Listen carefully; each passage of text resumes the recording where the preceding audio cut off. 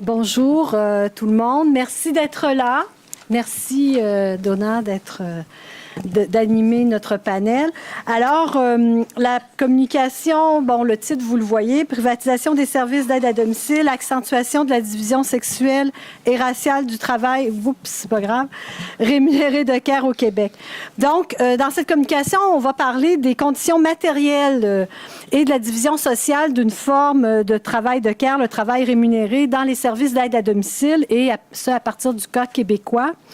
Donc, le cas québécois est intéressant parce qu'à l'instar de certains États, celui du Québec a mis en place des services publics d'aide à domicile à partir de la fin des années 70. Et ces services étatisés sont destinés principalement aux personnes vivant avec un handicap et aux personnes aînées. Donc, et ça comprend deux composantes. Donc, d'une part, l'assistance personnelle, des soins d'hygiène comme les bains, l'aide à l'alimentation, l'assistance pour les déplacements dans l'habitat, et d'autre part, l'aide domestique comme telle, l'entretien ménager, l'aide pour les repas, par exemple. Et les services publics d'aide à domicile ont été développés, bien sûr, dans le sillage de l'État-providence, des politiques publiques keynésiennes.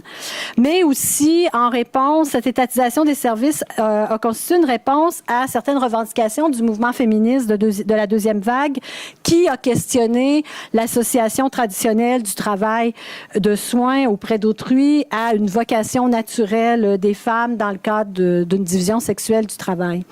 Mais c'était aussi une réponse par ailleurs au mouvement pour les droits civiques qui ont contesté aussi le fait que, comme le souligne Nakano Glenn, les femmes racisées ont été assignées à une place précise au sein de l'organisation du travail et en particulier du travail reproductif, soit les travaux les plus lourds, les plus sales, les plus dévalorisés.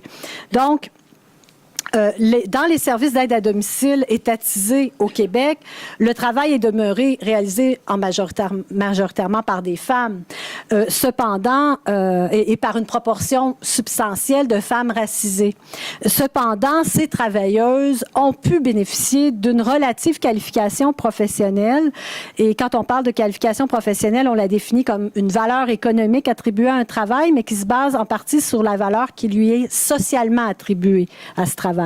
Et comme le souligne Kergoat, la qualification professionnelle constitue un rapport de force. C'est pas une donnée objective et c'est le fruit, c'est le résultat de l'exercice d'un rapport de force. Pardon, c'est constitue un rapport social.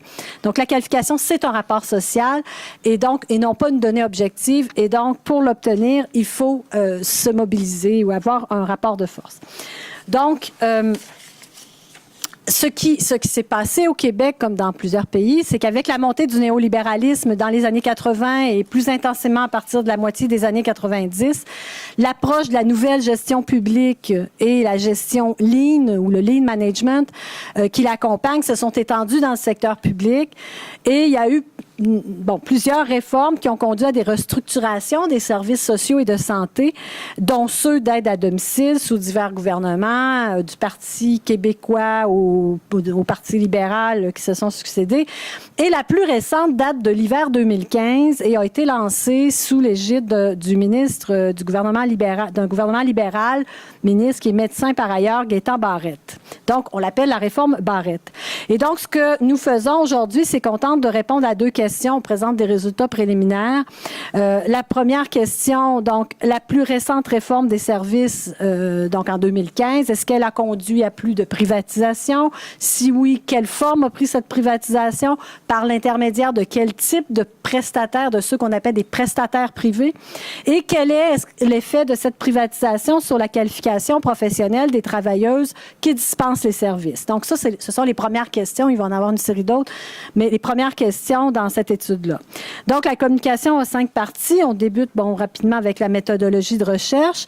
On va présenter à grands traits l'organisation des services d'aide à domicile au Québec dans le contexte de cette réforme de 2015 et suivront nos résultats et puis une brève discussion théorique pour conclure en disant que la privatisation et la déqualification professionnelle ont résulté de cette réforme et viennent accentuer la division sexuelle et raciale du travail dans les services d'aide à domicile, malheureusement. C'est notre conclusion. Vous l'avez déjà. Vous pouvez partir. Excusez. La méthodologie de recherche.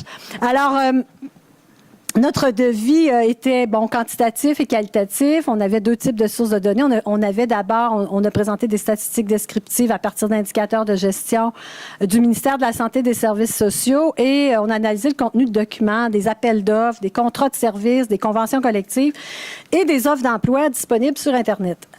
Et d'abord, pour vous dire quelques mots sur l'organisation des services d'aide à domicile.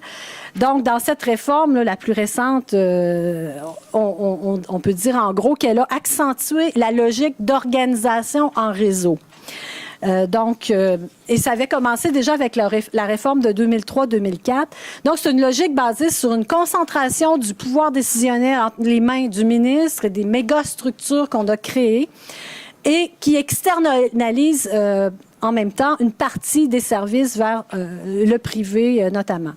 Donc, oui, le schéma, c'est ça, excellent, parce que j'étais rendue là. La réforme, donc, a entraîné la fusion de 182 établissements publics qui passent à 34 établissements. Bon, donc ça, c'est un schéma qui vient du ministère. Donc, à travers tout le Québec, on a créé des réseaux territoriaux. Qui sont sous la responsabilité de 22 mégastructures dont le nom varie selon qu'elles intègrent ou non une université. Donc, on va retrouver sur le territoire du Québec 13 centres intégrés de santé et de services sociaux. On les appelle les CIS. Et 9 centres intégrés universitaires de santé et de services sociaux, les CIUS. C'est important parce qu'on va reprendre ça tantôt pour voir l'état de la privatisation. Donc, les CIS et les CIUS qui couvrent donc 22 territoires dans l'ensemble du Québec. Et l'organisation des services d'aide à domicile peut être résumée comme suit. Les CIS et les CIUS, donc c'est 22 structures qui, sur les 22 territoires du Québec, assument la coordination des services, disposent de budgets qui sont déterminés au niveau national et ont la responsabilité d'atteindre des objectifs de résultats en termes de nombre de personnes desservies qui vont recevoir les services. Mais ces mégastructures, il leur revient de déterminer si la prestation de service relève d'un établissement public ou d'un établissement de prestataires privés. Donc, il existe trois types de prestataires privés qui sont confiés à qui sont confiés les services d'aide à domicile. Au Québec, on a 3 types de prestataires privés. Donc, les agences privées de location de personnel, les entreprises d'économie sociale, qu'on appelle maintenant en aide à domicile, qu'on appellera par la suite les ESSAD dans la communication, et qui sont des entreprises privées à but non lucratif, subventionnées en partie par l'État. Et 3e type de prestataires privés, des travailleuses embauchées via le programme du chèque emploi-service, qu'on appellera CES. Et ça, c'est une allocation qui est attribuée à des usagers par les CIS ou les CIUS pour embaucher une travailleuse pour un nombre fixe d'heures de service et des tâches spécifiques. Et pour le ministère, ces usagers des personnes âgées ou en situation de handicap sont les employeurs des travailleuses qu'elles embauchent. Donc, l'état de la privatisation, pour aller au cœur de la question. Donc, dans un énoncé de politique, le ministère de la Santé et des Services sociaux indiquait vouloir augmenter les services de soutien à domicile, d'aide à domicile, de 15 % pour 2020. Dans un autre, il parle de 18 % d'ici 2025. Et bien sûr, il faut dire que l'augmentation de la population âgée de plus de 25 ans représente à peu près la moitié de ces taux-là, pour ces périodes-là.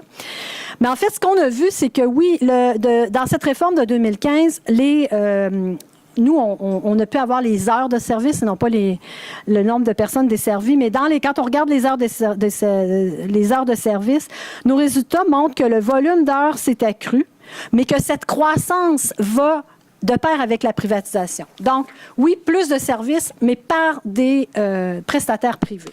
Donc, ce qu'on voit dans ce graphique-là, donc l'augmentation du nombre d'heures d'aide à domicile entre l'année avant la réforme, 2013-2014, et après la réforme, 2016-2017, l'augmentation globale est de 13 %. Donc, 13 % plus de services, d'heures de services d'aide à domicile. Cependant, la ligne noire ou la ligne la plus foncée indique qu'il y a environ il y a 39 environ, donc d'augmentation des services, des heures de service qui sont desservies par des prestataires privés. On a combiné au ministère la catégorie des agences privées et des ESSAD, de l'économie sociale.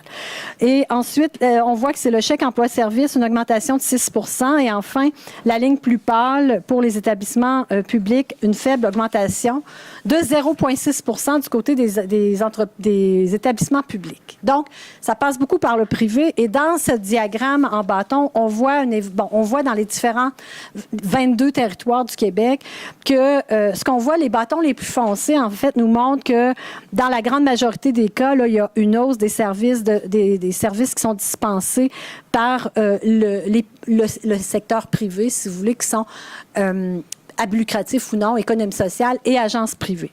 Donc, la question qui se posait, c'était de dire, oui, OK, il y a une privatisation accrue, mais alors, est-ce qu'il y a plus d'agences privées ou d'entreprises d'économie sociale qui desservent, qui dispensent les services?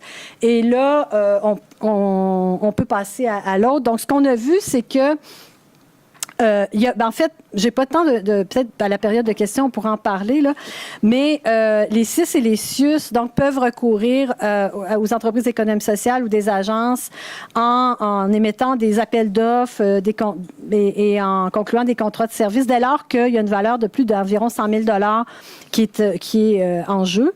Et donc, ce qui fait qu'on peut voir les contrats de service dans le système d'appel d'offres du gouvernement. Et la règle, c'est la règle du plus bas soumissionnaire. Les établissements publics sont obligés de recourir au service du prestataire qui coûte le moins cher et qui répond aux normes de qualité qui sont assez minimales. Et donc, ce qui arrive, c'est que c'est souvent des agences privées de location de personnel qui coûtent moins cher plutôt que même des entreprises d'économie sociale. Et donc, on voit qu'on a regardé les contrats de service, là, c'est écrit trop petit, mais ce que ça dit, en gros, les contrats de service avec les agences privées, ce qu'on peut voir, c'est qu'ils sont dans les CIS et les CIUS des grandes agglomérations urbaines. Donc, dès lors qu'on est dans des grandes agglomérations urbaines où il y a des grandes agences, des entreprises privées, les contrats vont à ces entreprises-là. Et quand on sort des grandes agglomérations, ça va à des entreprises à but non lucratif, les entreprises d'économie sociale, selon les données qu'on a pu avoir, auxquelles on a pu avoir accès.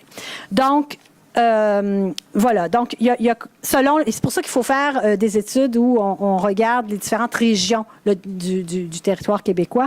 Sinon, on ne peut pas voir l'ensemble. Donc, je n'irai pas plus loin là-dessus. On va passer tout de suite à la question de la qualification professionnelle. Ça va? Avec Marie-Hélène, je vais lui laisser la place. C'est pas grave. OK, donc comme on a dit au début, on définit la qualification professionnelle des travailleuses comme étant la valeur économique attribuée à un travail, puis ça se base en partie sur une valeur qui est socialement attribuée. Donc, ce qu'on dit aussi, c'est que plus le travail est le résultat d'une acquisition, d'une formation, plus il est considéré comme étant qualifié.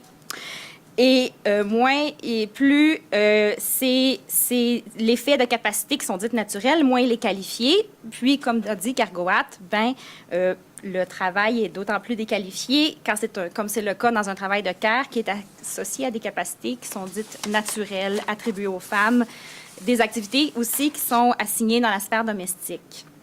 Donc, ce qu'on a vérifié pour chaque prestataire, c'était les services exigés. Qu'est-ce que l'État leur demande? Les exigences de formation des travailleuses et les taux salariaux offerts. Les taux salariaux, on sait bien que c'est un indicateur qui est imparfait. Ça ne témoigne pas de la rémunération globale, mais c'était parce que c'est des données quantitatives qu'on pouvait comparer. Donc, nos résultats de recherche en ce qui concerne les services. Pour ce qui est des services, en fait, dans l'ensemble des prestataires qu'on vous a montrés, dans le public, dans le privé, on demande des services d'aide domestique, des services d'assistance personnelle, mais également des services dans le cadre de soins de vie, de fin de vie, et des actes médicaux réservés au personnel infirmier jusqu'en 2004. Les gestions d'insuline, l'alimentation par gastrostomie, tout ça, c'est sous-traité en ce moment. Puis, on peut voir par le tableau qu'on va faire vite. les formations qui sont exigées. Donc, la formation dans les établissements publics, c'est un DEP. C'est un diplôme d'études professionnelles de 975 heures. En général, les travailleuses, c'est ce qu'elles ont. Pour le chèque d'emploi-service, on demande 2 formations, la réanimation cardio-respiratoire, les principes de déplacement sécuritaire des bénéficiaires. Tout ça mis ensemble, ces 2 formations-là peuvent être suivies en 4 jours. Et puis, bon, pour les ESSAD, on demande la formation de base, plus des formations qui sont énumérées telles que vous le voyez. Puis, on demande la même chose pour les ESSAD, c'est le ministère qui l'exige. Il faut savoir que dans les entreprises, les formations qui sont offertes, les RPA et les ESSAD, c'est des formations qui sont faites sur mesure et c'est un nombre d'heures beaucoup moindre que ce qu'on offre via DEP. Donc, vraiment, ce qu'on constate, c'est que les travailleuses employées par les différents types de prestataires, ils dispensent les mêmes types de services, qui sont d'ailleurs complexes. Puis, il y a un très grand écart entre les formations et les taux salariaux qui sont offerts. Juste un mot pour conclure. Alors, on constate vraiment qu'il y a une grande déqualification professionnelle avec l'organisation en réseau, la mise en concurrence des différents types de prestataires, publics, privés, et donc un renforcement de la division sexuelle et raciale parce que il y a une forte, en fait, c'est une majorité de femmes, une forte proportion de femmes racisées qui travaillent dans ces structures privées et où, bon, il faut encore étudier les conditions de travail, les faibles protections par le droit du travail, etc. Merci de votre attention.